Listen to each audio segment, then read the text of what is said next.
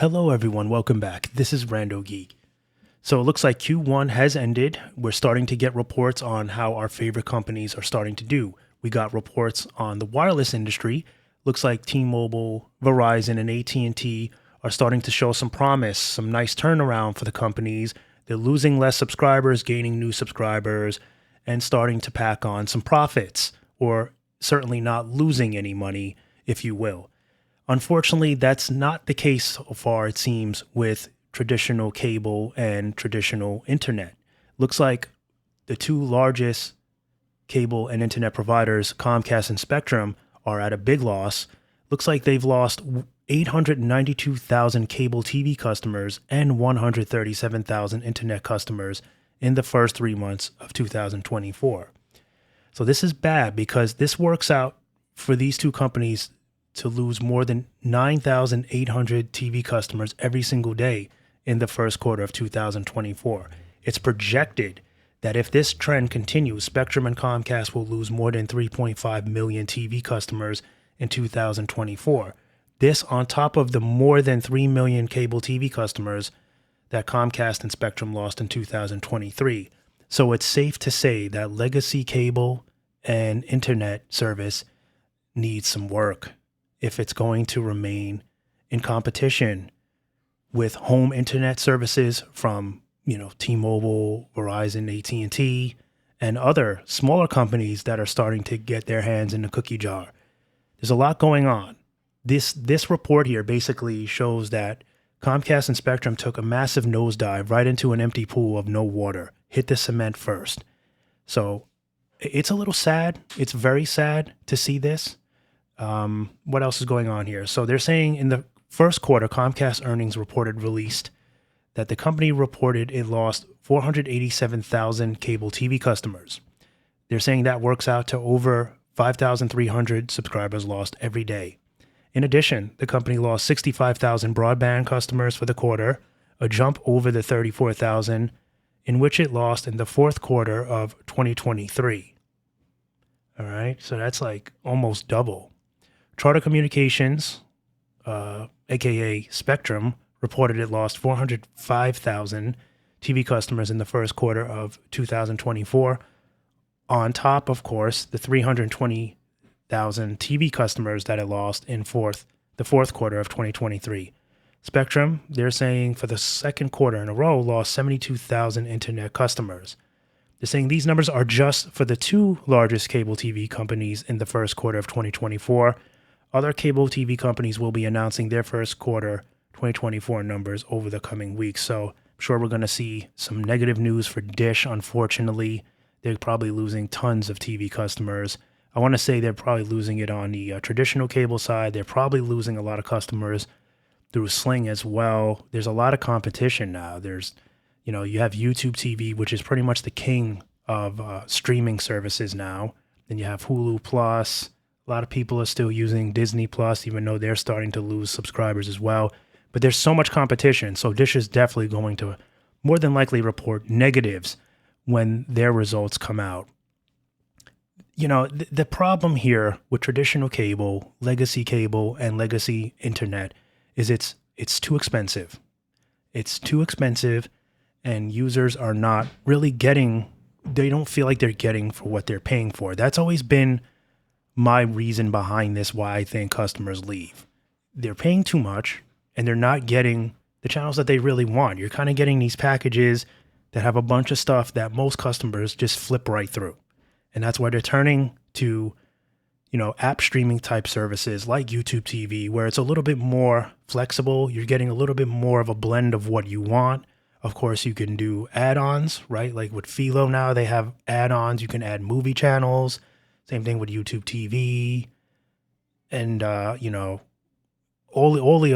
Fubo, which you can add your sports and add movie channels as well. And it's still, all of this stuff is more of a blend of what customers actually want because they're choosing more of what they want, and it still comes out to less than what traditional cable would be, right? So that's the problem here. I think if big cable wants to stay in the game, they're going to have to drop prices and give a little bit more flexibility. And as far as, internet service, a lot of customers are starting to lean towards home internet options. Even if it's just a few bucks cheaper, they feel it's worth it. I mean, if you add it all up, if you cut the cord on cable and you get, a streaming app like YouTube TV or Philo or whatnot, you could probably save yourself 25 bucks minimum a month just by doing that. You get less channels, but as mentioned, you're probably not watching the additional channels you're getting with cable TV as well. Anyway, not that you're really getting that many channels either. You don't really get that many channels with cable only unless you bump up to a more premium expensive package. Then, of course, if you really want the best deals, you got to bundle in your internet service, which you're not getting the fastest speeds. You're not getting priority in any way whatsoever, and you're just bundled into this package of an expensive bill that costs you $200 a month that you don't use. A lot of customers don't even watch TV that much anymore. A lot of people just watch YouTube now. And if they do feel the need to watch any kind of cable type TV, there's so many free options. I mean, when you look at, you have Sling Free Stream, which is a really great way to watch pretty much cable TV with the likes of like some of the bigger brand channels. But they have alternative channels that are pretty much the same. They're just not the same name, right? They're different name channels that show the same content. Why would you pay so much money for traditional cable when you could see pretty much the same stuff for either free or a fraction of the cost through another paid type app? And, home internet, like I said, people are cutting the cord on that too. People are realizing that they don't need a gig of internet, especially if you're not a content creator or a heavy gamer. What do you need that fast a speed for? And when you're in a household full of people and you're maybe the only person working, bringing in an income, you have to do what you have to do to make ends meet.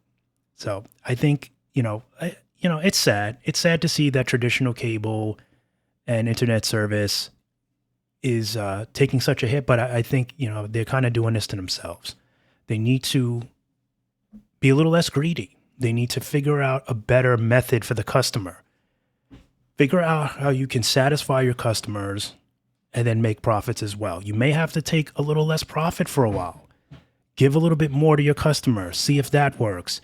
They're all about getting the big profit right away. You're going to have to take a little bit of a breather, step back a little bit, reevaluate your situation. They don't have the control that they used to have 15 years ago.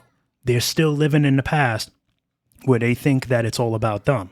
Another issue here is, Hollywood getting very greedy. They don't want to make deals with these broadcast services. They don't want to help them out.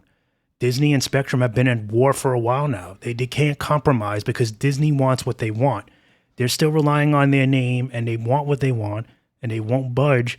And we almost, had a big problem where Spectrum customers didn't even almost have access to the Disney products anymore. That's why they created their own app, because they want to sell it separate. They don't want to do business with Spectrum or Comcast or DirecTV or any of them. They want to do their own solo thing and get all the money.